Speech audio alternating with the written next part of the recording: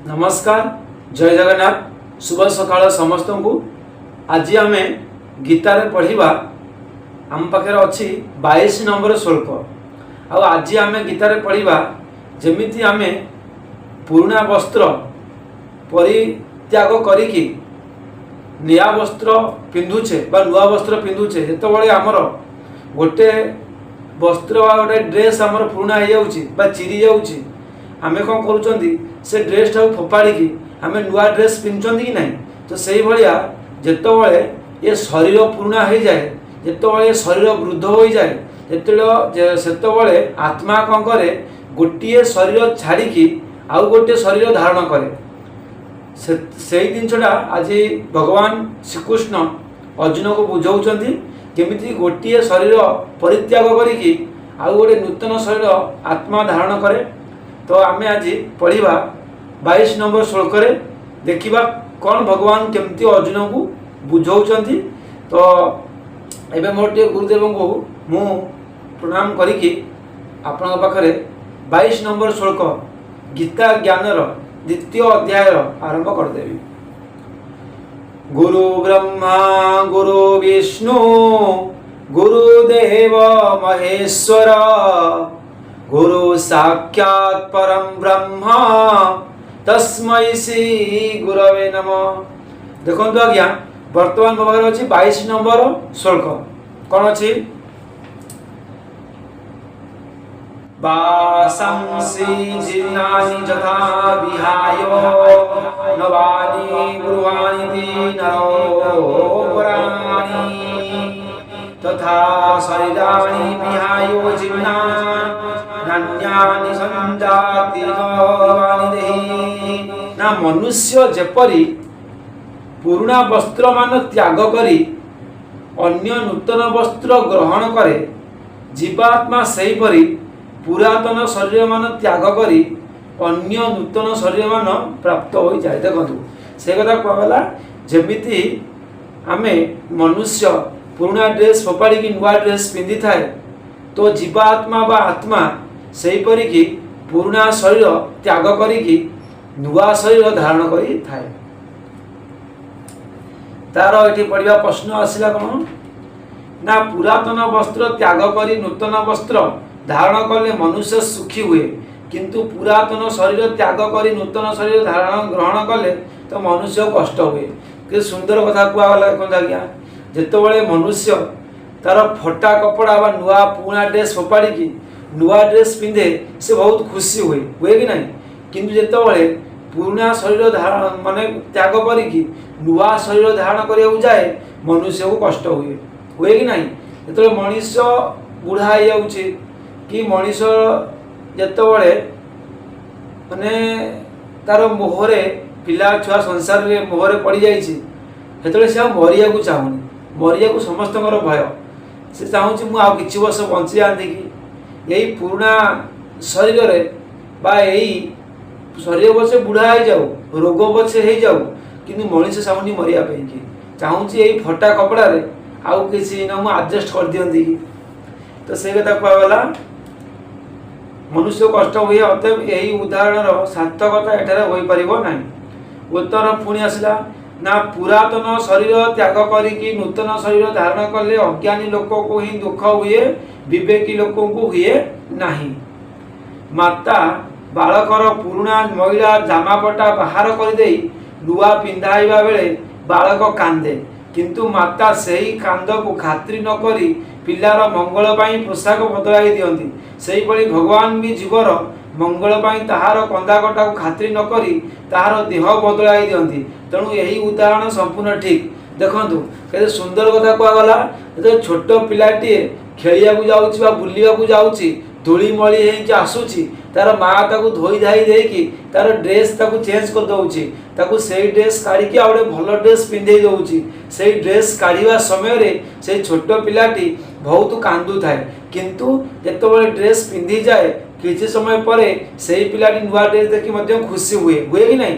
तो से जिन भगवान श्रीकृष्ण बुझाऊँ जितेबाला गोटे जीवात्मा शरीर पुराणा शरीर छाड़ी बा नुआ शरीर को जाए सेतबेले मनुष्य को कष्ट हुए किंतु भगवान कौन करती से जो पिलार माँ पिलार कांद को खातिर न करी ड्रेस पिंधे दिए से भाया भगवान कौन करती ये मनुष्यर कंदा कटा को खातिर न करी ताकू नुआ शरीर को पठे दियंती। तो ये सुंदर कथा गीतार कहुई आप देखु। तो भगवान एठार शरीर सहित जिन्नानी पद प्रयोग करी कहते किंतु एहीपरि कौनसी नियम नाही जे वृद्ध होईगला परे शरीर पुरातन हेले ही मृत्यु हेब। कम बयस लोक एपरी कि बालक मध्य मरी जाउछन्ति। तेणु यही उदाहरण तो युक्तियुक्त मने होने। देखंतु जेतले आमे आ गोटा कथा कहले आमे पुराना ड्रेस कथा आमे उदाहरण नेले किंतु पुणी आउ गोटा कथा एठी कुआ जाए कि शरीर खाली वृद्ध हेले जे मरी जाए ताहा तो नुहे। शरीर भी पिला अवस्था मरी जाऊँ आपण मन में भी क्वेश्चन आसो कि आम शरीर बुढ़ा हैनी आम शरीर जीर्ण हैनी आम बालक अच्छा छोट पिला अच्छा तथापि आम शरीर पूरा हो जाऊँ आम शरीर को छाड़ी जीवात्मा पलि जाऊँ। तो आर माने कौन हो पारे ये जो उदाहरणटा केमती कौन भगवान बुझे देखु ना एठारे जिन्नानी पद सहित 80 बा 100 वर्ष आयुर संपर्क नहीं। प्रारब्धवशतः कि युवक कि बालक जेकोसी अवस्था भी प्राणी मरे ताही तार आयु बोली बुझाक एवं आयुर परिसमाप्तिर नाम ही जिन्ना अवस्था। अच्छा देखु भगवान जो जिन्ना अवस्था कहले जिन्न अवस्था माने आम वृद्ध अवस्था को बुझानी। जिन्न अवस्था अर्थ होची आयुष पूरा हवा को जिन्न अवस्था कह जाए। तो मनुष्यर आयुष केबे पूरा हम 100 वर्ष कि 80 वर्ष नुहे कहीं ना आम थरे जन्म होना आम केते थर अनेक थर जन्म होती। तो आमर पूर्वर प्रारब्ध अनुसार आमर आयुष को धरा जिते आम मरुंच भाविया आमर से ही आयुष सरीगला आईटा को जिन्न अवस्था कह जाए। किंतु आम जो वृद्ध अवस्था को जिन्न अवस्था मानि नौकरी सेटा भूल। ये भगवान श्रीकृष्ण एमती भाव पुणी आउ थे अर्जुन को बुझे।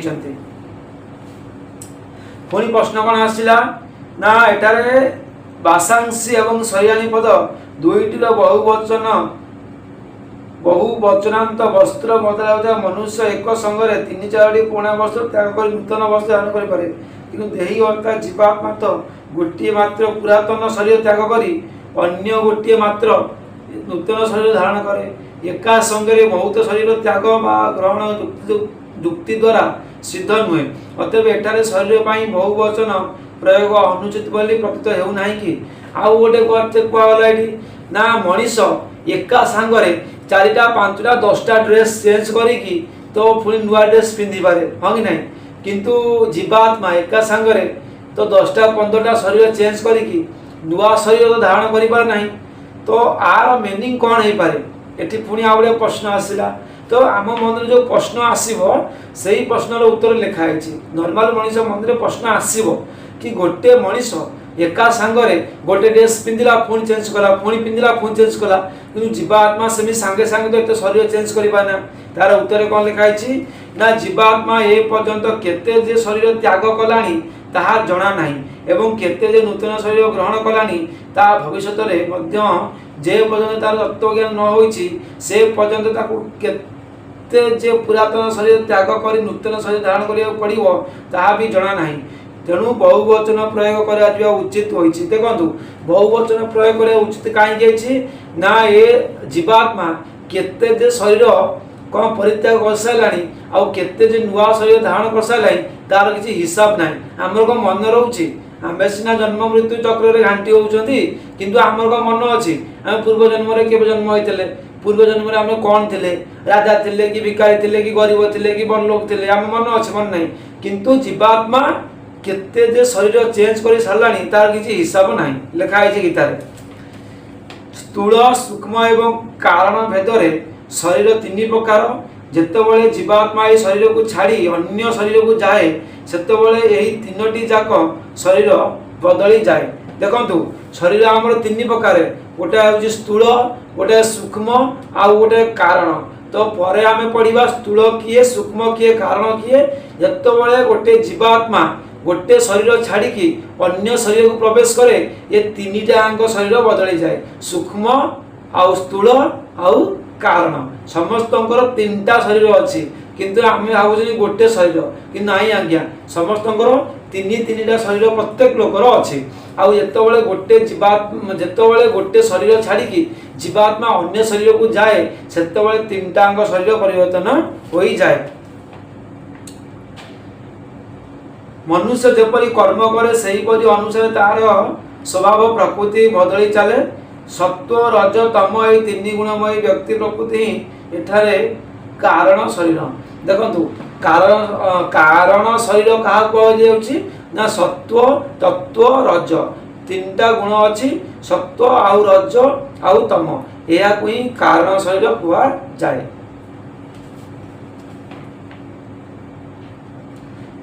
ଏହାକୁ ସ୍ୱଭାବ କହନ୍ତି। ପ୍ରାୟ ସ୍ୱଭାବ ଅନୁସାରେ ହିଁ ଜୀବନର ଶେଷ ସମୟରେ ସଂକଳ୍ପ ହୁଏ ଏବଂ ସଂକଳ୍ପ ଅନୁସାରେ ହିଁ ସୂକ୍ଷ୍ମ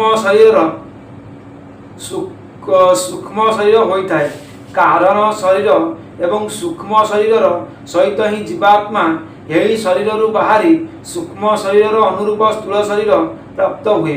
ତେଣୁ ସ୍ଥୂଳ ସୂକ୍ଷ୍ମ ଏବଂ କାରଣ ଭେଦରେ ତିନୋଟି ଯାକ ଶରୀର ପରିବର୍ତ୍ତନ ହେଉଥିବାରୁ ବହୁବଚନ କୁହାଯାଇଛି। ଦେଖନ୍ତୁ ଯେତେବେଳେ ଏଠି ଗୋଟେ ଭଲ କଥା କୁହାଗଲା ଆଜ୍ଞା, ମନୁଷ୍ୟର ଶେଷ ସମୟରେ ଯେତେବେଳେ ମଣିଷ ମରେ ସେତେବେଳେ ତା ମନରେ ଯାହା ସଂକଳ୍ପ ଆସେ, ସେ ମନରେ ଯାହା ଭାବି ମରିଯାଏ, ତାକୁ ପରବର୍ତ୍ତୀ ସମୟରେ ସେହି ଜନ୍ମ ପ୍ରାପ୍ତ ହୁଏ। ଯେମିତି ଗୋଟେ ଉପାଖ୍ୟାନ ଆସେ ଭର ଜଡ଼ତ କଥା, ସେ ମଲା ବେଳେ ସେ ଗୋଟେ ବହୁତ ହରିଣକୁ ଭଲ ପାଉଥିଲେ, ତାଙ୍କ ଆଶ୍ରମଟା ହରିଣ ରଖିଥିଲେ ଆଉ ସେ ହରିଣକୁ ସେ ବହୁତ ଶ୍ରଦ୍ଧା କରୁଥିଲେ। ଯେତେବେଳେ ତାଙ୍କର ମୃତ୍ୟୁ ହେଲା ସେ ହରିଣ କଥା ଭାବିକି ସେ ମରିଗଲେ କି ମୁଁ ମଲା ପରେ ସେଇ ଛୋଟ ହରିଣର କ'ଣ ହେବ, ସେ କେମିତି ଖାଇବ, ସେ କେମିତି ବଞ୍ଚିବ, ତାରି କଥା ଭାବି ମରିଗଲେ। ଶେଷରେ ତାଙ୍କର ଯେଉଁ ନୂତନ ଶରୀର ତାଙ୍କୁ ହରିଣ ଆକାରରେ ମିଳିଲା, ସେ ଗୋଟେ ହରିଣ ଜନ୍ମ ହୋଇଥିଲେ। ସେଇଭଳିଆ ଏଠି ଗୀତାରେ ଭଗବାନ ଶ୍ରୀକୃଷ୍ଣ କହୁଛନ୍ତି ଯେତେବେଳେ ମୃତ୍ୟୁ ସମୟ ଆସିବ ସେ ସମୟରେ ମଣିଷ ଯାହା ଭାବିକି ମରିଯିବ ତାର ନେକ୍ସଟ ଜନ୍ମ ସେଇଆ ହେବ। ତେଣୁକରି ସଦାବେଳେ ମୃତ୍ୟୁ ବେଳରେ ଭଗବାନଙ୍କୁ ଧ୍ୟାନ କରିବା ଉଚିତ। ଆତ୍ମା ତ ଅଚଳ, ତାର ଗମନାଗମନ ହୁଏ ନାହିଁ, ପୁଣି ଦେହି ଅନ୍ୟ ଶରୀରକୁ ଯିବା କଥା କିପରି କୁହାଯାଇଛି? ପୁଣି ଏଠି କୁହାଗଲା ଆତ୍ମା ତ ଅଚଳ, ଆତ୍ମା କିପରି ଗମନାଗମନ କରୁଛି, ତାର ଆନ୍ସର ବି ପଢ଼ିବା। ନା ପ୍ରକୃତିରେ ଆତ୍ମା ଅଚଳ ଏବଂ ଅକ୍ରିୟ ହୋଇଥିବାରୁ ତାହାର କୌଣସି ଅବସ୍ଥାରେ ଗମନାଗମନ ହୁଏ ନାହିଁ। କିନ୍ତୁ ଗୋଟିଏ ଘଟକୁ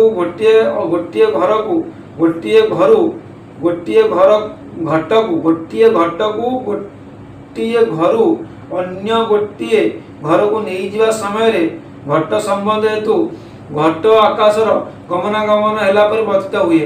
ଠିକ୍ ସେହିପରି ସୂକ୍ଷ୍ମ ଶରୀରର ଗମନାଗମନ ହେବା ବେଳେ ତାହା ସହିତ ସମ୍ବନ୍ଧ ଥିବାରୁ ଆତ୍ମାର ମଧ୍ୟ ଗମନାଗମନ ହେଲା ପରି ବର୍ତ୍ତିତ ହୁଏ। ଅତଏବ ଲୋକମାନଙ୍କୁ ବୁଝାଇବା ପାଇଁ ଆତ୍ମାର ଗମନାଗମନ ଔପଚାରିକ କଳ୍ପନା କରାଯାଇଥାଏ। ଏଠାରେ ଦେହି ଶବ୍ଦ ହେଉଛି ଦେହାଭିମାନୀ ଚେତନ ଜୀବର ବାଚକ। ଅତଏବ ଦେହ ସମ୍ବନ୍ଧରେ ସେଥିରେ ବି ଗମନାଗମନ ହେବା ପରି ବର୍ତ୍ତିତ ହୁଏ। ତେଣୁ ଦେହି ଅନ୍ୟ ଶରୀରକୁ ଯିବା କଥା କୁହାଯାଇଛି। ଦେଖନ୍ତୁ ଆତ୍ମା ସିନା ନିଶ୍ଚଳ, ଯେତେବେଳେ ଗୋଟିଏ ଘଟକୁ ଗୋଟିଏ ଘରରୁ ଅନ୍ୟ ଘରକୁ, ମାନେ ଗୋଟିଏ ଘରେ ଯେତେବେଳେ ମାଠିଆ ଥୁଆ ହେଇଛି ଆମେ ଅନ୍ୟ ଘରକୁ ନେଇକି ଯାଉଛନ୍ତି, ସେ ସ୍ୱୟଂ ଯାଉନି, ତାକୁ ନିଆଯାଉଛି। ତ ସେଇଭଳିଆ ଯେତେବେଳେ ଦେହ ଚେଞ୍ଜ ହେଉଛି, ଦେହ ପରିବର୍ତ୍ତନ ହେଉଛି, ଲୋକମାନେ ଭାବୁଛନ୍ତି ଆତ୍ମା ଯାଇକି ସ୍ୱୟଂ ପଶୁଛି, ମାନେ ଆତ୍ମାର କ'ଣ ଯିବା ଆସିବା ହେଉଛି। କିନ୍ତୁ ଦେଖନ୍ତୁ ସେଟା ଦେହାଭିମାନୀ ବା ଚେତନା, ସେଟାକୁ ଦେହାଭିମାନୀ କୁହାଯାଉଛି। ସେଥିରେ ଗମନାଗମନ ହେଲା ପରି ପ୍ରତୀତ ହୁଏ। ସୂକ୍ଷ୍ମ ଶରୀର ଯିବା ଆସିବା କରୁଛି, ସେତେବେଳେ ସମସ୍ତଙ୍କୁ ଲାଗେ କି ଆତ୍ମା ଯିବା ଆସିବା କରୁଛି। ପ୍ରଶ୍ନ ହେଉଛି କ'ଣ? ବସ୍ତ୍ର ପାଇଁ ଗୃହାସ୍ମୃତି ତଥା ଶରୀର ପାଇଁ ସଂଜାତି କୁହାଯାଇଛି। ଗୋଟିଏ କ୍ରିୟାରେ ତ କାମ ଚଳି ଯାଇଥାନ୍ତା, ଏଠାରେ ଦୁଇ ପ୍ରକାର କ୍ରିୟା ପ୍ରୟୋଗ କରାଯାଇଛି। କାହିଁକି ନା ଗୃହାନ୍ତିର ମୁଖ୍ୟ ଅର୍ଥ ଗ୍ରହଣ କରିବା, ଗୃହାନ୍ତିର ମୁଖ୍ୟ ଅର୍ଥ ହେଉଛି ଗ୍ରହଣ କରିବା ଏବଂ ସଂଜାତିର ମୁଖ୍ୟ ଅର୍ଥ ଗମନ କରିବା। ବସ୍ତ୍ର ଗ୍ରହଣ କରାଯାଏ, ତେଣୁ ଏଠାରେ ଗୃହାନ୍ତି କ୍ରିୟା ଦିଆଯାଇଛି ଏବଂ ଏକ ଶରୀର ଛାଡ଼ି ଅନ୍ୟ ଶରୀରକୁ ଯିବାର ପ୍ରତୀତ ହୁଏ, ତେଣୁ ସଂଜାତି କୁହାଯାଇଛି। ନର ଏବଂ ଦେହି ଏପରି ଦୁଇ ପଦ କାହିଁକି ପ୍ରୟୋଗ କରାଯାଇଛି? ନା ଗୋଟିକରେ ତ କାମ ହୋଇ ଚଳିଥାନ୍ତା। ପ୍ରଶ୍ନ ଆସିଲା ना नर पद मनुष्य मात्रक वाचक एवं देही पद सकल जीव समुदायर वाचक। अच्छा नर जे गोटे पद गोटे मनुष्य को बुझाऊँच आउ देही समस्त को बुझाऊँच एणु उभय पद सार्थक उभय पद सार्थक कारण वस्त्र ग्रहण बा त्याग मनुष्य ही करे अन्य जीव करती नहीं किंतु गोटे शरीर अन्य शरीर को गमनागमन समस्त देही मानी जीवंकर हुए तेणु वस्त्र सहित नर एवं शरीर सहित देही प्रयोग कर। अच्छा ये वस्त्र आउ देही दीटा पद कहीं प्रयोग करागला ना भगवान श्रीकृष्ण बुझे कहते ना वस्त्र अर्थ हूँ कौन वस्त्र सीना केवल मनुष्य चेंज करे बा मनुष्य परिवर्तन करे किंतु समस्त जीवर शरीर तो चेंज हुए ना प्रत्येक जीवर शरीर चेंज हुए से क्षेत्र में देही पद प्रयोग कराई आ मनुष्य जेहेतु माने निजर कौन वस्त्र को निजे परिधान करें पुणी पिंधि पारे से मनुष्य पाखरे माने नरह पद व्यवहार करागला तेणु वस्त्र सहित नर एवं शरीर सहित देही पद प्रयोग करा जायछि। तो गीता ज्ञान रे आज आपको शुणाऊली 22 नंबर श्लोक। तो वर्तमान समय है विदाय नवा काली की शुणा 23 नंबर श्लोक से मत विदाय दिंतु रही आज्ञा। जय श्री कृष्ण हर हर महादेव।